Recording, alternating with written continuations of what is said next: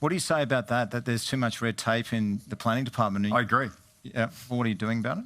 Well, we're cutting it back, and we're driving investment and making the planning system more simplistic. And the way you do that, though, if you really want to drive construction of homes, you've got to build the infrastructure, and that's exactly what we're doing. But this whole East versus West thing, we shouldn't be having that debate.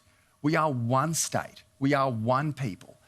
With high ambitions for everybody, and not just for us, but for our children. And the reality is, as Sydney grows, it's growing in Western Sydney, and that is a good thing, not a bad thing. Just like 70 years ago, 80 years ago, the growth was in the North Shore. It was in Northwest Sydney, as we've seen. It was in the eastern suburbs. But now we are shifting out, and we're building that infrastructure.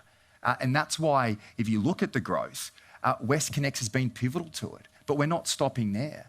I mean, if you look at the Rozelle interchange soon to be constructed, I was up with Chris in Lismore the other day, and flying back yesterday into Sydney Airport, driving through and seeing the gateway under construction, jumping into the M4, M8 tunnels, which are transformational.